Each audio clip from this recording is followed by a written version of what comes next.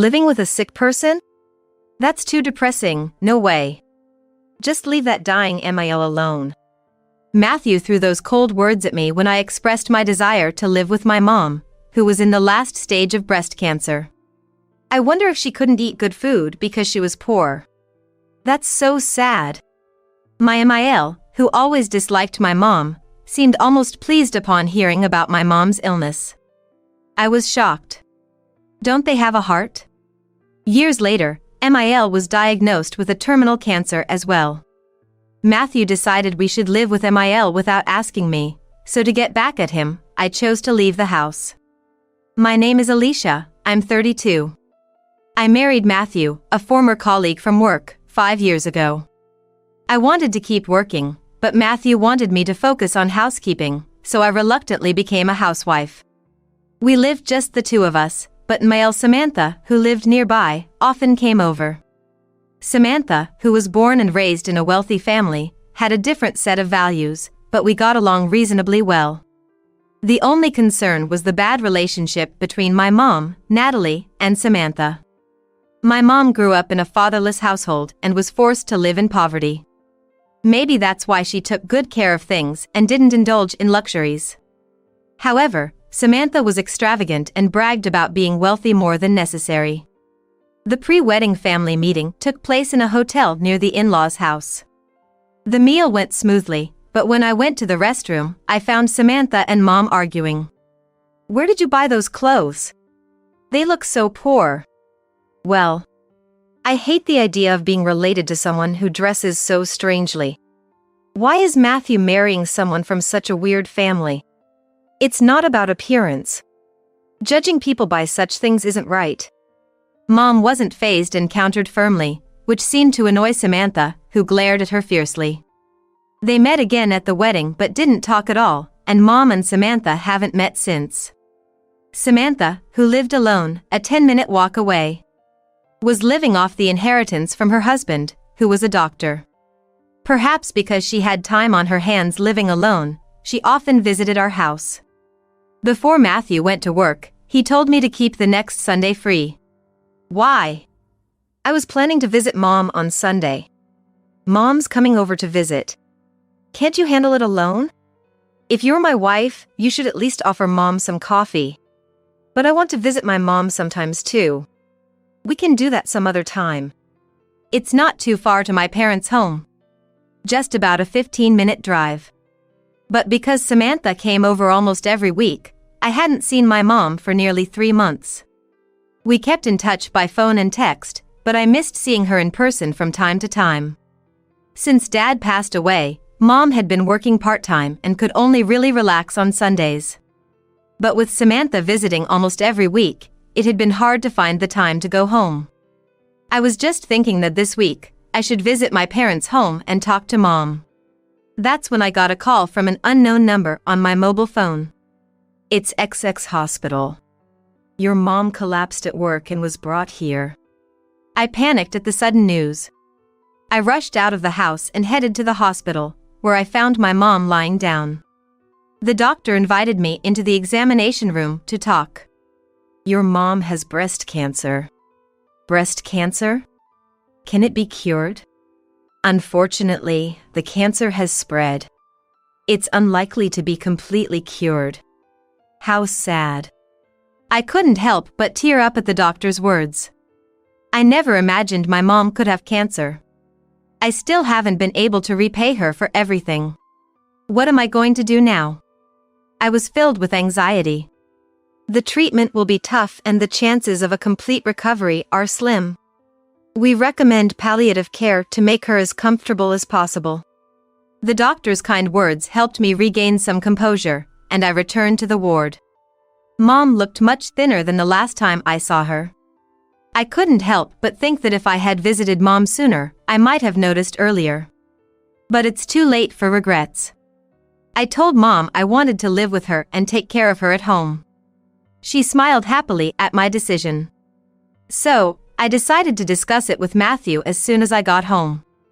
By the time I finished all the hospital procedures, it was already evening. When I got home, Samantha and Matthew were there.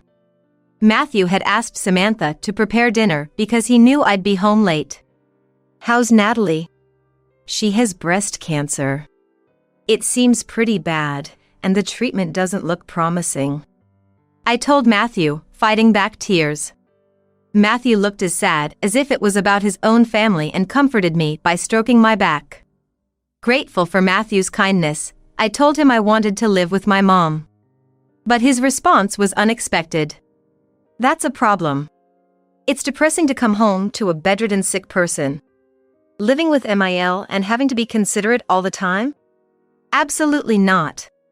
But my time with mom is running short. It's only right to spend it together." I disagree. "Can you really take care of Natalie and handle all the housework?" "Exactly. We need the housework done properly, and you don't even know anything about caregiving." "I won't neglect the housework, and I'll learn about caregiving. It's not like she's bedridden right away. Just leave dying Natalie alone. It's such a hassle." "Right. It's really silly how desperate you are." They laughed. I could only stare at them in disbelief. Are these people even humans? How can they suggest leaving mom alone when she is about to pass away? Maybe she couldn't afford nutritious food because she was poor. But at least it's not a contagious disease," Samantha said with a laugh. I glared at her, burning with anger. Then, Samantha looked at me and smirked. "What's with that look? If you don't like it, just leave. Not sure if Natalie, a part-time worker with a meager salary, and you, a housewife with no income, can survive even a week, though." "That's right. I'm supporting you. You should listen to me." I couldn't respond. Matthew paid for all our living expenses. My savings were only from before we got married. There was no way the two of us could live on that. So, I decided to visit my parents' home during the day and take care of mom. It's only a 15-minute drive, not too far to commute. At first, balancing housework and caregiving was manageable, but gradually, as her illness progressed, mom's muscles weakened and she could hardly walk. It was harder than I imagined. Still, I studied caregiving methods diligently and tried my best to repay mom. I took care of her and did the housework without a break, getting more and more tired. Then one day, I saw unfamiliar shoes at my parents' home. When I went to mom's bedroom, I found her sister, Hannah. "What happened?" "Natalie asked me to come and help Alicia. I'm sorry for the trouble. I'd be okay with staying at a facility, but I thought Alicia might not want that." Indeed, I wanted her to spend as much time as possible at home. Understanding that, mom had asked Hannah for help. "I'm sorry." "It's okay. I want to help too." From that day, Hannah started coming to the house every other day to help.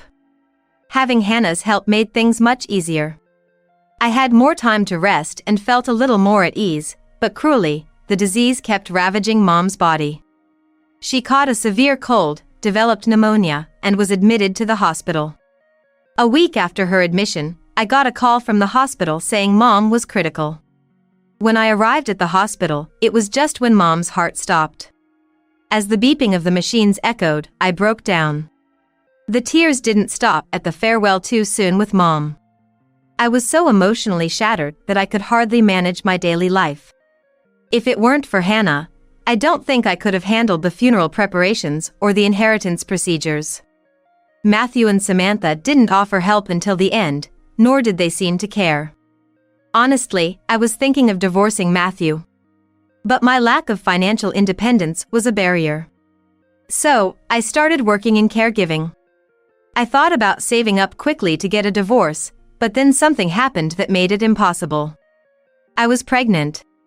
It was a long-awaited child, and both Matthew and Samantha were overjoyed. For me too, it was a much-desired child. Though it was nice to see Matthew and Samantha happy about it.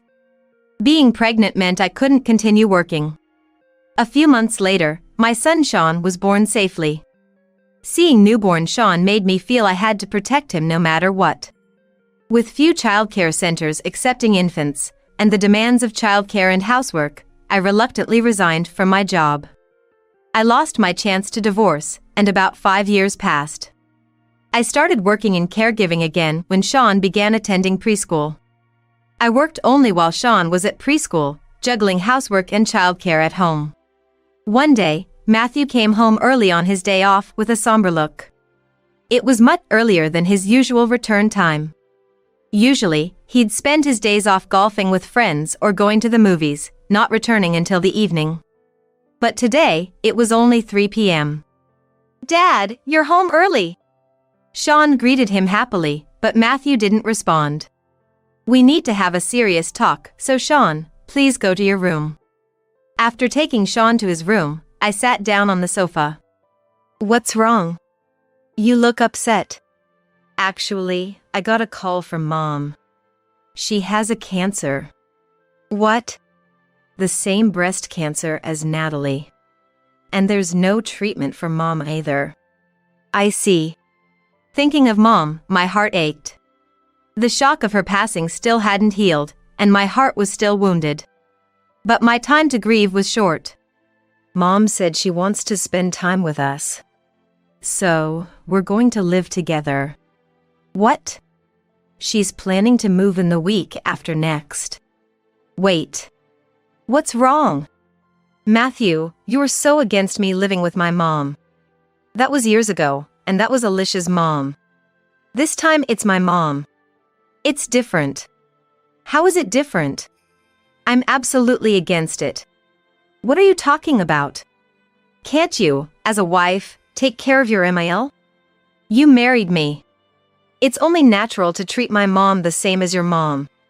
Matthew countered with an argument that made no sense. "I'm sorry, but I won't be taking care of Samantha. Given how you've spent your days off playing around, never bothering with childcare or housework, you're probably just going to dump the caregiving on me, aren't you?" "That's not true." "But Alicia, you work in caregiving, right? So it makes sense for you to do it." "What are you talking about? I'm not going to take care of Samantha without getting paid. How heartless can you be? Look, living together is already decided. I'm renting an electric bed, so make space for it." With that, Matthew left the house. I was left reeling by Matthew's selfishness. I hadn't forgotten the hurtful things Samantha and Matthew said to me when I wanted to live with my mom. I didn't want to take on the burden of caregiving for such unkind people. I was determined to divorce. After that, Matthew was often late coming home, claiming he was busy with hospital visits and arrangements. He often returned after Sean and I had gone to bed. In Matthew's absence, I began preparing for divorce. The one who helped me with the divorce preparations was Hannah. Hannah had been through a divorce herself, so I consulted her about what should be done. She not only shared her own experiences, but also provided useful information I hadn't even thought of. However, one of my biggest concerns was finding a new home. Even renting an apartment was difficult because I couldn't afford places with high rent. I struggled to find a place that was affordable, suitable for Sean and me, and not too far from my workplace. That's when Hannah offered help. "If you're struggling with rent, I can introduce you to a good property. A friend of mine owns an apartment, and I believe one room is vacant. She's willing to rent it cheaply to have it occupied, and it's not too far from your workplace." Grateful for Hannah's offer, I immediately asked her to introduce me to the property. It was conveniently located, not far from Sean's preschool and my workplace, so I signed the contract right away. But there was another thing that worried me. It was about Sean. I felt it was unfair to suddenly drag him into the situation and separate him from his dad. I was considering giving up on the divorce if Sean was against it. However, Sean spoke to me with kind words. "Mom, are you okay? Are you in pain?" "No, I'm not in pain. Just thinking. Would you be sad if you couldn't live with Dad anymore?" "I'd be a little sad, but I hate seeing you sad more." I was taken aback by Sean's words and looked into his eyes. Sean continued with a slightly sad face. "Because Mom, you look a little sad when you're with Dad. I prefer it when you smile." I had heard that children are very observant, but I was surprised to see how much Sean noticed about me. I thought he was still just a child, but he seemed to sense that things weren't going well with Matthew. And still, Sean chose me. With Sean's understanding, I decided to take action. The day came for Samantha to move in.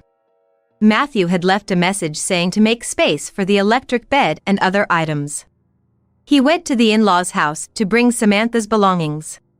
Seizing the moment, I left the divorce papers at the house and took Sean with me to our new apartment. I ignored Matthew's calls as Sean and I sorted through our belongings. The thought of starting a new life filled me with a sense of liberation. Life with just the two of us turned out to be more comfortable than I expected. By cutting costs and living frugally, my salary was sufficient to support us. In fact, I had used my free time after having my child to study caregiving and had obtained a certification, which resulted in a higher salary than before. Since Matthew never contributed to household chores or childcare, the amount of housework I had to do remained the same.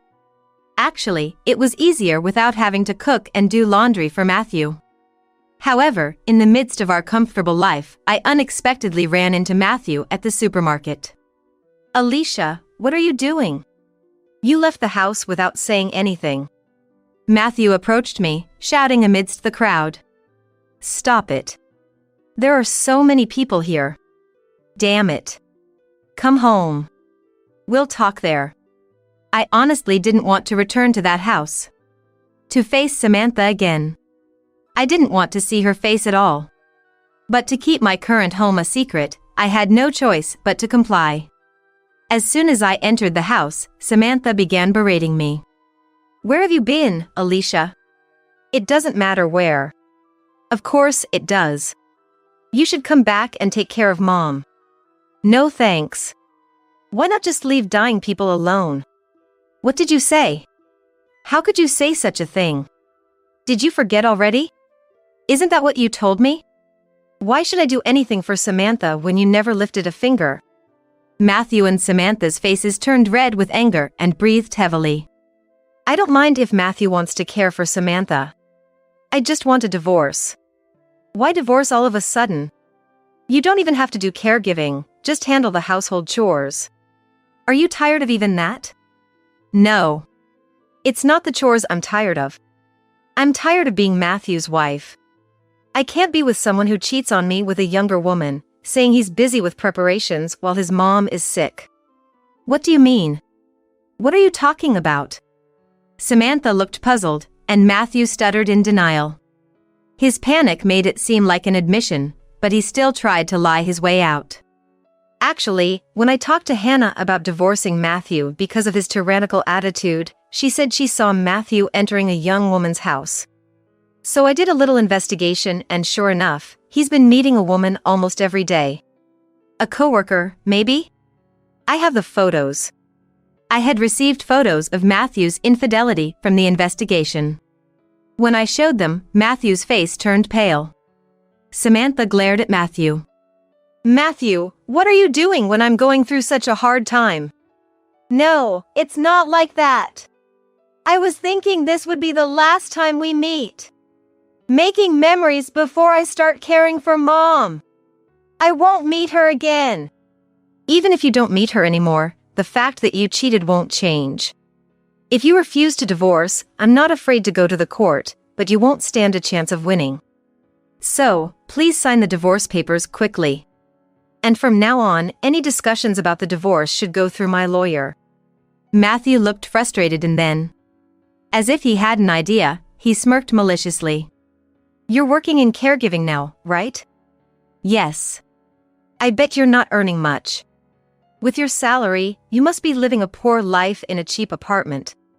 He probably thought he could intimidate me by highlighting my lack of financial resources. But I was no longer the person I used to be. Thankfully, I got a good deal on a cheap apartment and am living a slightly better life. Of course, I need to be frugal, but I'm not struggling so much that Sean has to go without.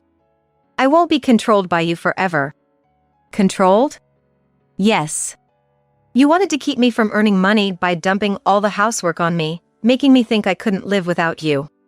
But I can live without you. When I spoke my mind, Matthew's face twisted in frustration. Fine, I'll divorce you. But don't come crying when you run out of money. Life will only get tougher when Sean starts advancing in school. Just wait, you'll suffer. Matthew signed the divorce papers on the spot. I took them and stood up. Thank you. Now we're strangers. Good luck with Samantha's care. Oh, and about the compensation from the divorce trial, my lawyer will handle it.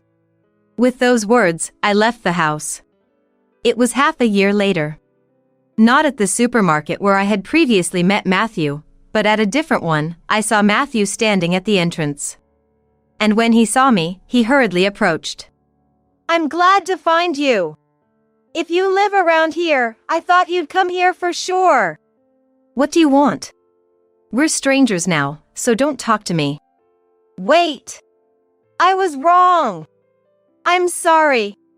Please come back.